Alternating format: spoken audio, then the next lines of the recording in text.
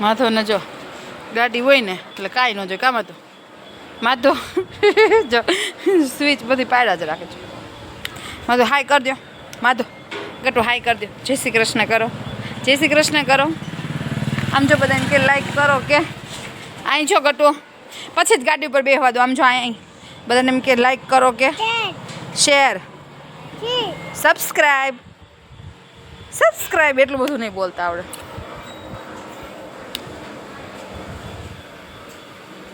Update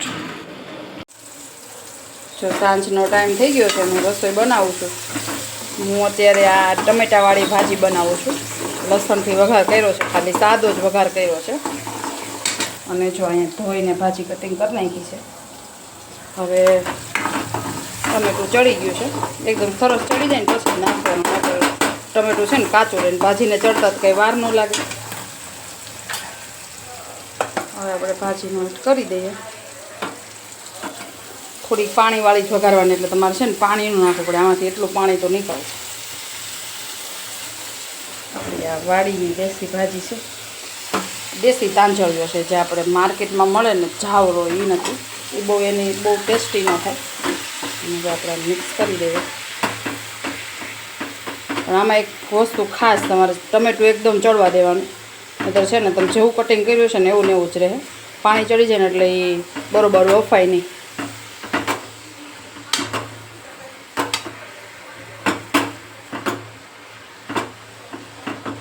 તાંજળિયાની ભાજી તો મારી ફેવરેટ છે મને બહુ ભાવે અને દેશી તાંજળિયો હોય તો જ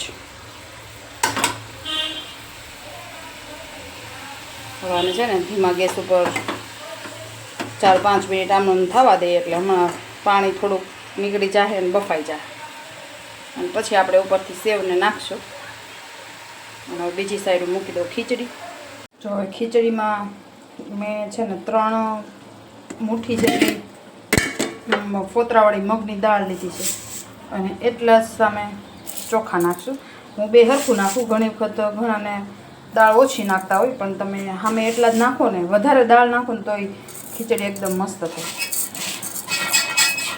મિક્સ કરી અને 1 મુઠ્ઠી ચણાની દાળ તમારે થોડી તુવેરની દાળ નાખવી ને તોય નખાય બધી દાળ હોય એમ તો ખીચડી મસ્ત બને મિક્સ કરીને હવે આને આપણે 2-3 પાણીએ સાફ કરી નાખીએ અને અહીંયા મેં આંધણો મૂકી દીધો છે ગરમ થાય પછી આપણે એની અંદર ઘી ને એવું નાખશું એટલે હવે આને પહેલાં ધોઈ નાખીએ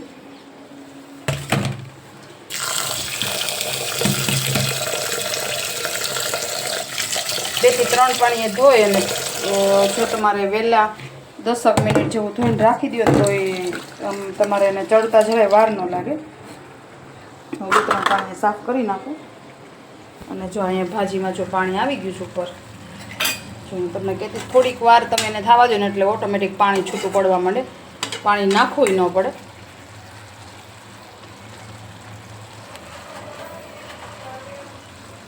જો આપણું પાણી ઉકળી ગયું છે અને હવે આપણે એમાં છે ને 2 ચમચી ઘી અને 1 પાવડા જેટલું તેલ નાખવાનું આંધણ ઉકળે પછી જ નાખવાનું છે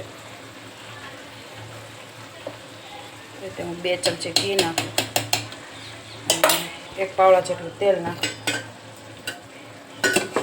સાવ ઘીમાંય નો સારી થાય અને થોડુંક તેલ તો નાખવું જ પડે ટેસ્ટ એનો સરસ થઈ જાય એકદમ બદલી જાય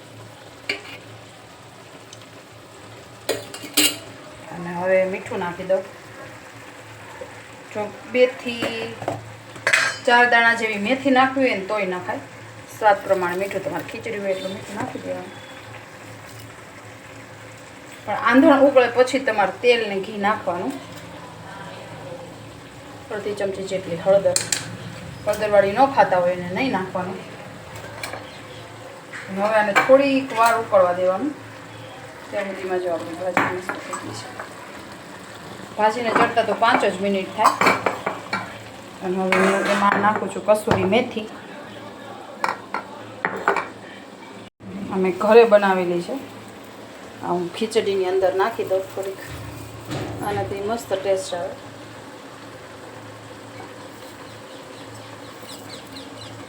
અને હવે 1 મિનિટ જેવું ઉકળવા દે. એકદમ આમ ઉફાણો આવી જેવું થઈ જાય ને પછી આપણે ખીચડી મેં ધોઈને તૈયાર કરી દીધી છે. પછી આપણે એને ઓરી દેવું. ત્યારથી હવે ભાજીને ચેક કરી લઈએ.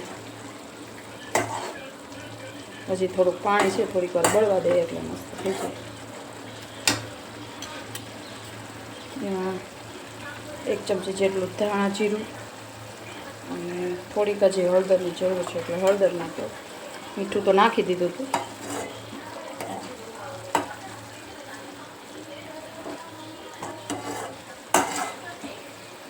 તાંજળિયાની ભાજી આ જ ટાઈમે મળે, પછી ન મળે. જો આ મસ્ત આંધણ ઉકળી ગયું છે. આવું આંધણ ઉકળે ને પછી જ આપણે ખીચડી નાખવાની.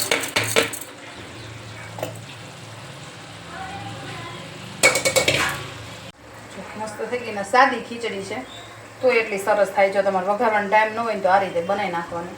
અને આને તમારે વઘાર મારવો હોય ને તો ખાલી તેલ મૂકીને રાઈ જીરું નાખીને વઘાર મારો ને તોય મસ્ત છૂટી થાય.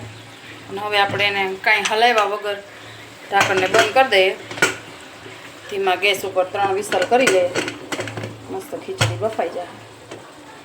અને હવે જો આમાં આટલું પાણી છે ને હવે આપણે આમાં નાખી દઈએ સેવ. સેવ જો તમારે ન નાખવી તો ન નખાય, પણ અમે તો સેવ નાખીને બનાવીએ એટલે સેવવાળી જ ભાવે અમને. સેવ ને એવું બધું નાખીએ ને એટલે જે લોકો ન ખાતા હોય ને એને આમ જોઈને એમ થાય કે ખાવી છે એમ. કેમ કે ઘણાને એવું થતું હોય કે આવું કંઈક ખડનું શાક ખવાય.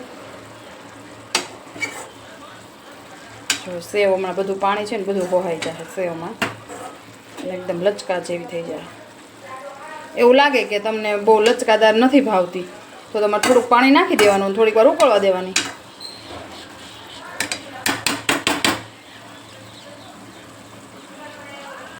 તો જો ભાજી થઈ ગઈ છે તૈયાર. હવે કાઢી લઈ મોળીને થોડીક ચટણી નાખી તીખી કરી નાખો.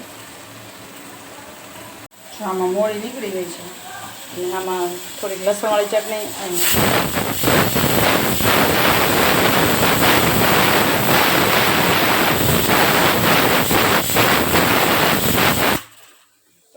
ભાજી તૈયાર છે.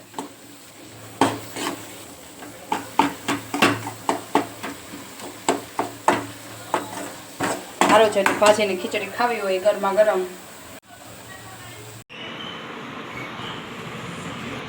જો દુર્વાબેન કેવા હિંચકા મીચકે છે. કાદુવા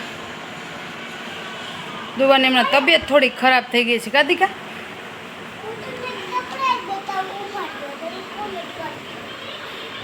સરપ્રાઈઝ બતાવો. હું સરપ્રાઈઝ છે? સરપ્રાઈઝ લેવા ગઈ. હું દેખો બતાવો તો, આમ ખોલીને બતાવો તો ખબર પડે તમારા નયા નાઇટ ડ્રેસ.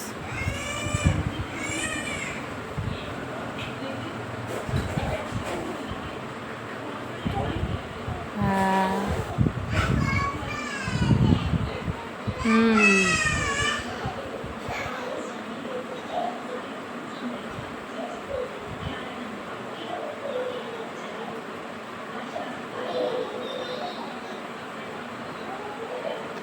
અરે વાહ.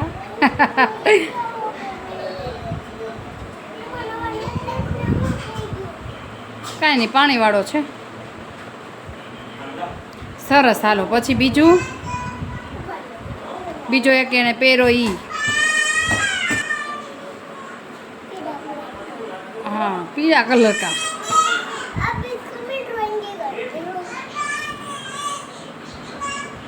દુરુનો અને મારો બેનો યલો કલર ફેવરિટ છે. કા દુરુ? હા પછી ટી શર્ટ કેવું છે? પહેરશે ને ત્યારે બતાવશે તમને. અત્યારે બહુ આઈડિયા નહીં આવે. કા દુરુ? બહુ ફાઇન લાગે છે દુરવાને. જોઈ ખોલે તો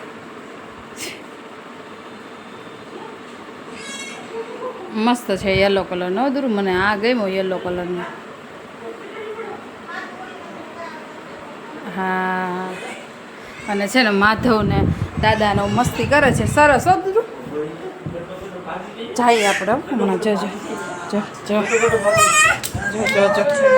આવી ગયો.